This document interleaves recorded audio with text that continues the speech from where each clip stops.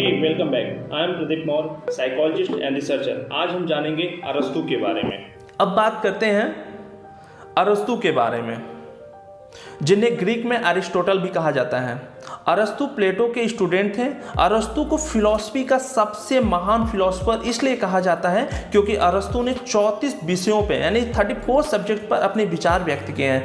Keller 1937 के अनुसार अरस्तु को फादर ऑफ ऑल साइकोलॉजी भी माना जाता है।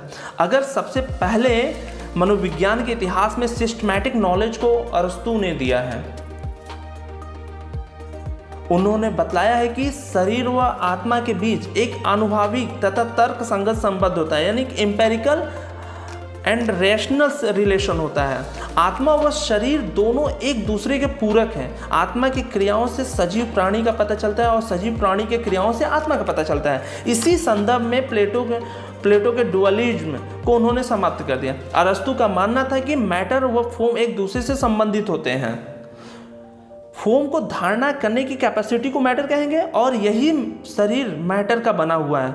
और जब शरीर में मोशन नहीं होता है जब शरीर में मोशन नहीं होता है जब तक फॉर्म मैटर में नहीं जाता। और इस संसार में जो मोशन देता है उसे गॉड कहते हैं। यानी कि मोशन प्रवृत्ति, अगर बॉडी में हमारे मोशन एक गतिशील मूवमेंट हो रहे हैं वो आत्मा के थ्रू हो रहे हैं। यह आत्मा कौन है? आत्मा कौन किसके देता है? गॉड देते हैं। फॉर एग्जाम्पल अगर हम प्रूफ करें तो उन्होंने बताया कि कान से सुनने का कार्य संपन्न होता है।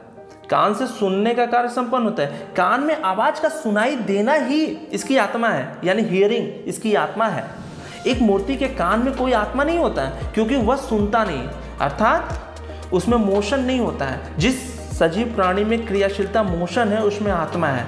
अगर बात करें matter form plus activity motion, body plus soul equal to सजीव प्राणी। अरस्तु ने 5 तरह के सेंसेशन के बारे में बतलाया है। स्वाद, स्पर्श, गंध, श्रवण, दृष्टि, यानी कि taste, touch, smell, hearing, site.